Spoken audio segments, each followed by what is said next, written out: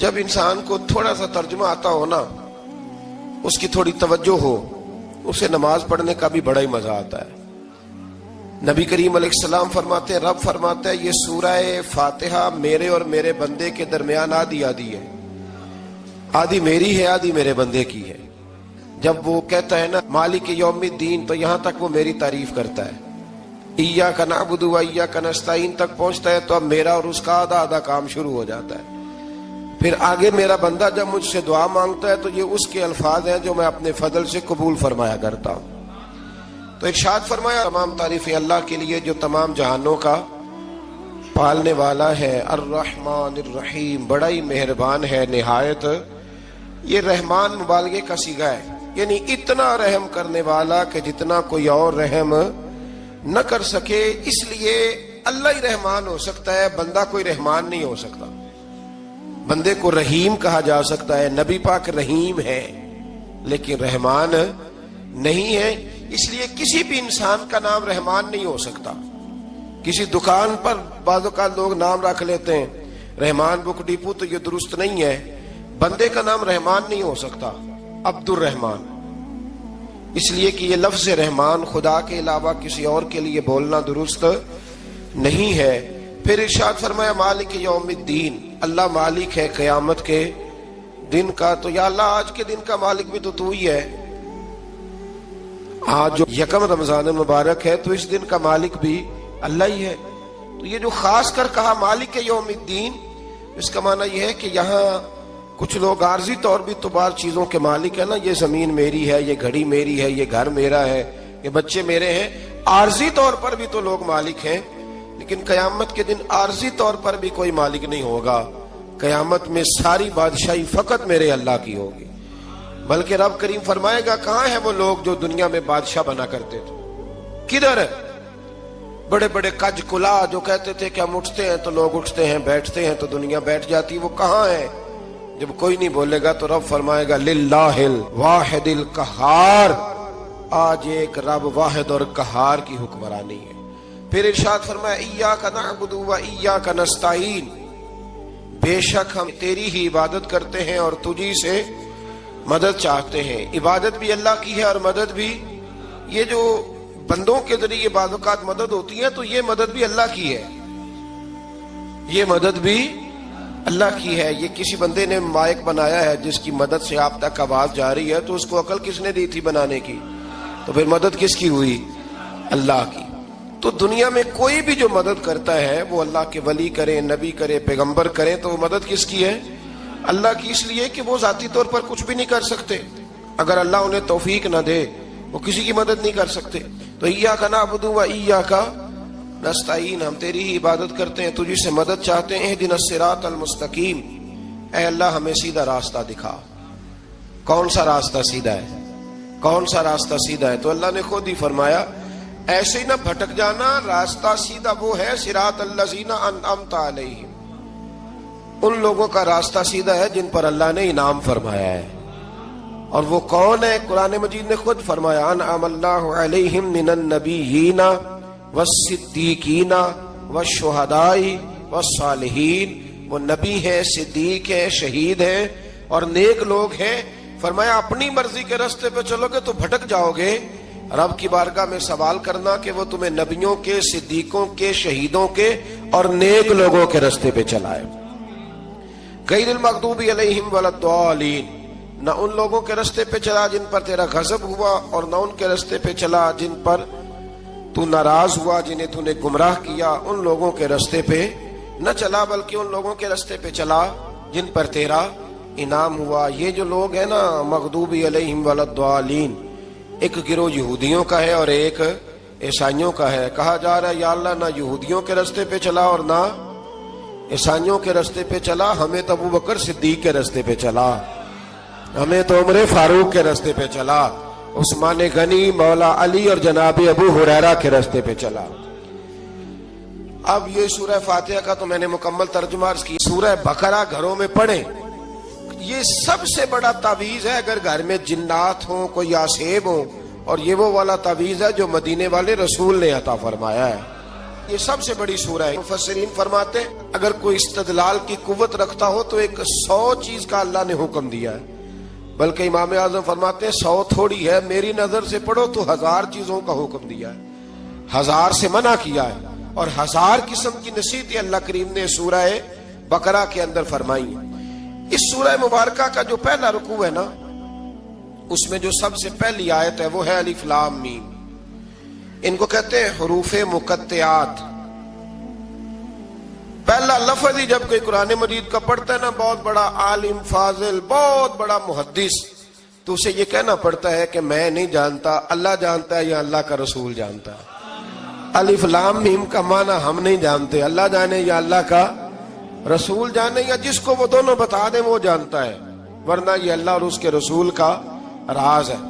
یہ آگے ارشاد فرمایا ذالک الکتاب لا ریب فیہ، یہ وہ عظیم کتاب ہے جس میں شک کی کوئی گنجائش نہیں ہے۔ ھدی للمتقین، یہ ہدایت ہے پرہیزگاروں کے لیے۔ سوال یہ ہوتا تھا کہ یا اللہ جو متقی پرہیزگار ہیں وہ تو پہلے ہی ہدایت پہ ہیں، تو قرآن بھی اگر انہیں ہدایت دے گا تو پھر جو گنہگار ہیں ان کی ہدایت کہاں ہے؟ تو اس آیہ مقدسہ کا معنی مفسرین نے یہ بیان فرمایا ہے کہ مطلب اس کا یہ ہے کہ قرآن ہدایت دیتا سب کو ہے، لیکن اس سے ہدایت حاصل متقی لوگ کرتے ہیں۔ بارش برستی ہے نا سب جگہوں پہ، لیکن اگر کسی نے فرش کرایا ہو، ٹائلیں لگوائی ہو، تو وہاں پھل پھول اگ سکتے ہیں، سبزہ اگ سکتا ہے، اس کے لیے زمین کا زرخیز ہونا شرط ہے۔ قرآن مجید سب کو ہدایت دیتا ہے، لیکن قرآن مجید سے ہدایت لیتے وہ ہیں جنہیں اللہ نے تقوی والا دل عطا فرمایا ہے، ڈرنے والا دل دیا۔ آگے جو آیات ہیں نا 5، ان میں اللہ تبارک و تعالی نے متقی لوگوں کی فضیلت بیان کی ہے، نشانیاں بیان کی ہیں کہ وہ کون ہوتے ہیں۔ ان میں پہلا ارشاد فرمایا کہ متقی وہ ہوتا ہے جو غیب پہ ایمان لے آتا ہے، اس چکر میں نہیں پڑتا کہ آنکھوں سے دیکھوں گا تو مانوں گا۔ اور دوسرا فرمایا متقی وہ ہوتا ہے جو نماز قائم کرتا ہے اور اللہ کے دیے ہوئے رزق سے اللہ کے راستے میں خرچ کرتا ہے۔ اور تیسرا فرمایا متقی وہ ہوتے ہیں کہ محبوب جو قرآن ہم نے آپ پہ نازل کیا اس پر بھی ایمان لاتے ہیں، اور جو آپ سے پہلے نازل کیا گیا اس پر بھی ایمان لاتے ہیں، یعنی تورات کو، زبور کو، انجیل کو، اس کو بھی وہ مانتے ہیں۔ اور پھر اللہ کریم نے فرمایا اولئک علی ھدی من ربہم واولئک ھم المفلحون، یہ جو لوگ ہیں نا غیب پر ایمان لانے والے، نماز پڑھنے والے، زکوٰۃ دینے والے، پچھلی کتابوں کو بھی ماننے والے، نبیوں کو بھی ماننے والے، اور رسول پاک پر ایمان لانے والے، فرمایا یہ وہ لوگ ہیں جو اللہ کی طرف سے ہدایت پر ہیں، اور یہ وہ لوگ ہیں جو دنیا میں بھی کامیاب ہو جائیں گے اور آخرت میں بھی کامیاب ہو جائیں گے۔ پھر آگے نا اللہ تبارک و تعالی نے کفار کا ذکر فرمایا ہے 3 آیات کے اندر۔ مومن کے بعد دوسرا درجہ کس کا ہے ذکر میں؟ کافر کا۔ پہلے بات ہوئی 5 آیات میں مومنوں کی، اب 3 آیات میں ذکر کیا گیا پکے کافروں کا۔ مومن وہ ہوتا ہے زبان سے بھی اللہ اور اس کے رسول کو مانے، ان کی لائی ہوئی چیزوں کو مانے اور دل سے بھی تسلیم کرے، اور کافر وہ ہوتا ہے کہ جو نہ زبان سے مانتا ہے اور نہ ہی دل سے تسلیم کرتا ہے۔ پھر اللہ تبارک و تعالی نے 13 آیات کے اندر، 3 آیتوں میں کافروں کا ذکر کیا اور 13 آیات کے اندر پھر منافقین کا ذکر فرمایا ہے۔ منافق اس کو کہتے ہیں، منافق اس کو کہتے ہیں جو زبان سے تو دعوے اونچے اونچے کرتا ہے ایمان کے، لیکن اس کے دل میں ایمان موجود نہیں ہوتا۔ آپ حیران ہوں گے، یہیں پہ بات کو ذرا غور سے سمجھیں کہ مومنوں کا ذکر 5 آیات میں اور کفار کا 3 آیات میں، پکے کفار کا، اور منافقین کے لیے اللہ نے اگلے ہی رکوع میں 13 آیات بیان فرمائی۔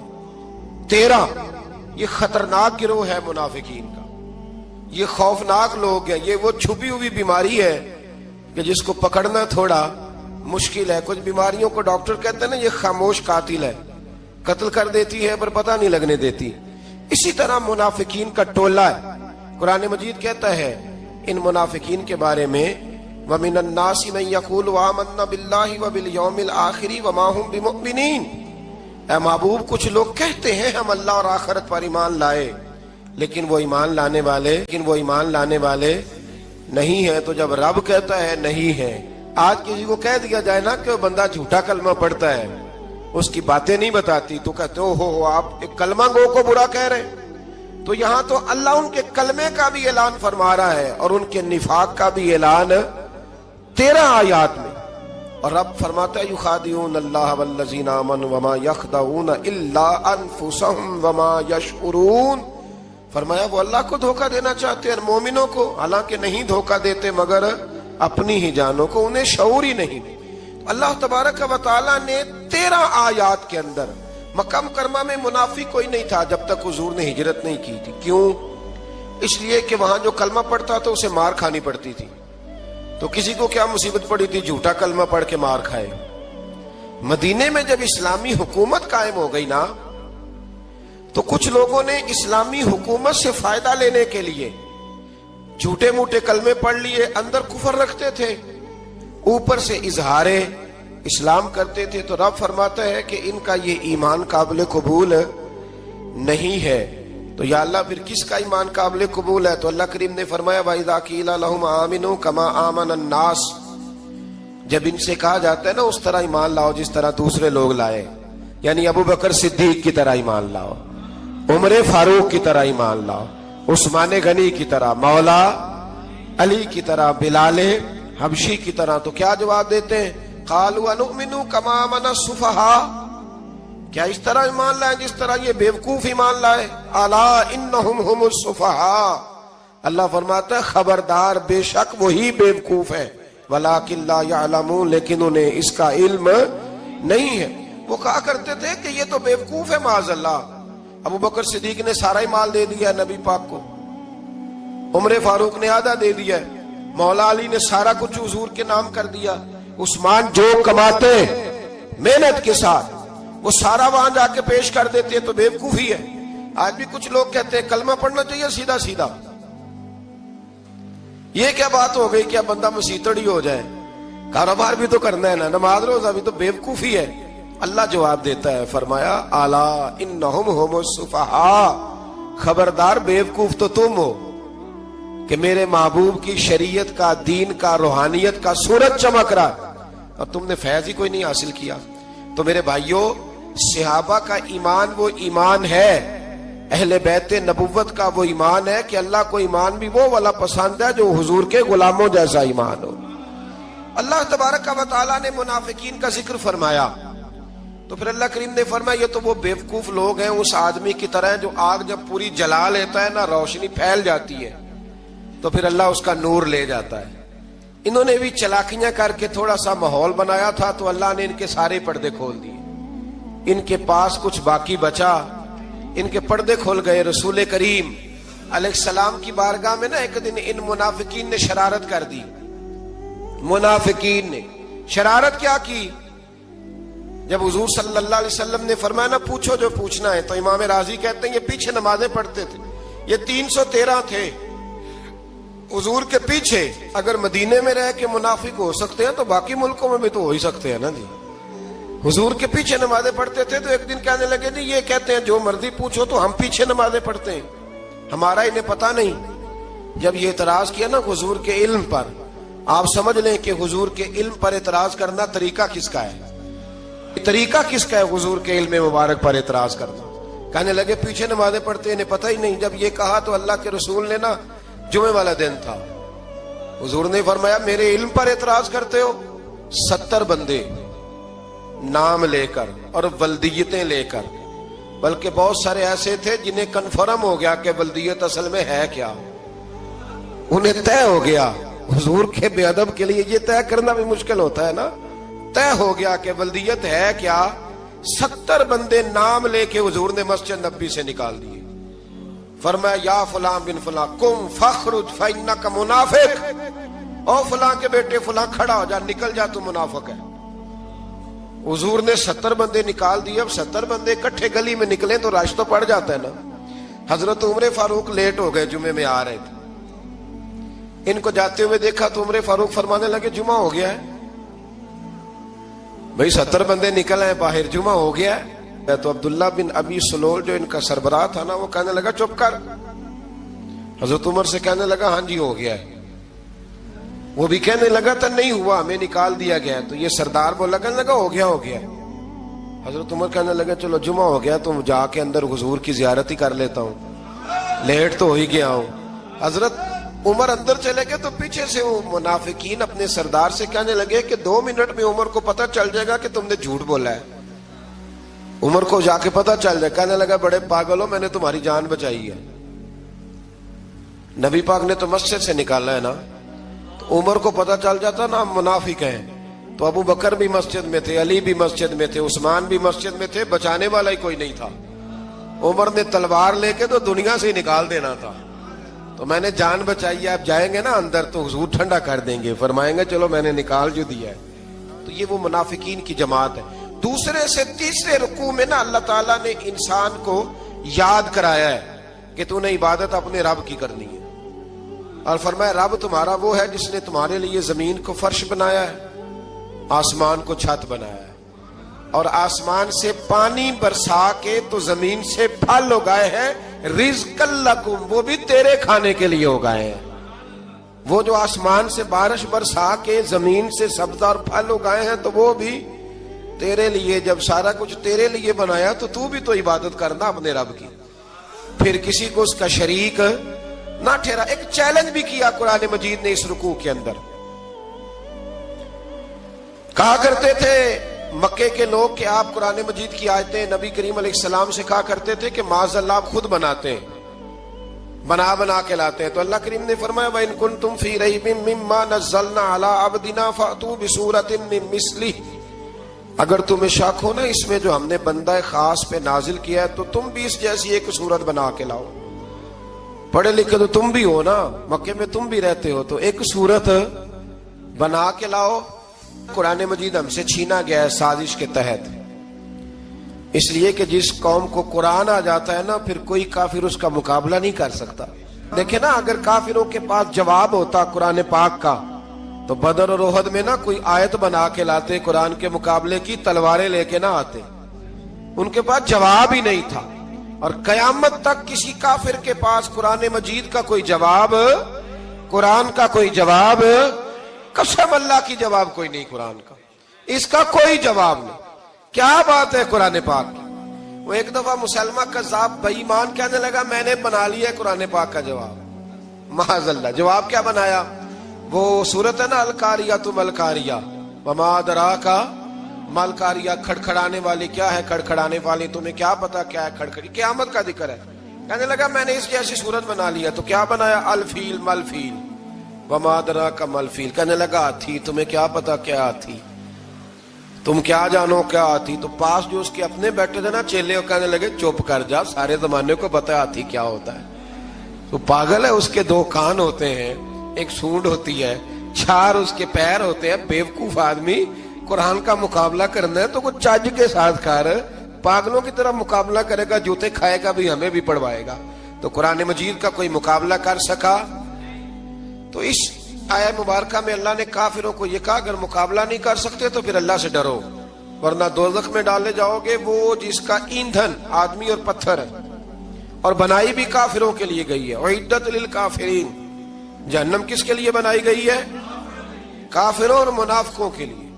مسلمانوں کے لیے بنائی گئی، مسلمان مرضی سے چھلانگے لگائیں تو ان کی موج ہے، ورنہ ان کے لیے جہنم، ان کے لیے اللہ نے جنت بنائی ہے۔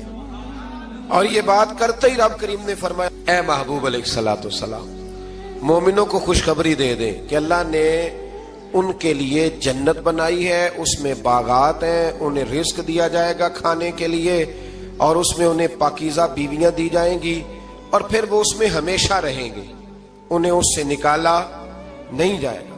آگے جو آیات کریمہ ہے نا اس کے اندر اللہ تبارک و تعالیٰ نے فرمایا ہے کہ اللہ حیا نہیں کرتا سمجھانے کے لیے مچھر کی مثال بھی دینی پڑے۔ فرمایا قرآن سے کچھ لوگ ہدایت حاصل کرتے ہیں اور کچھ گمراہ ہو جاتے ہیں۔ جب لوگ اپنی مرضی کی تشریحات چاہتے ہیں تو گمراہ ہوتے ہیں، اور جب قرآن کو رسول اللہ صلی اللہ علیہ وسلم اور امت مسلمہ کی تشریحات کی روشنی میں سمجھتے ہیں تو پھر اللہ ہدایت عطا فرماتا ہے۔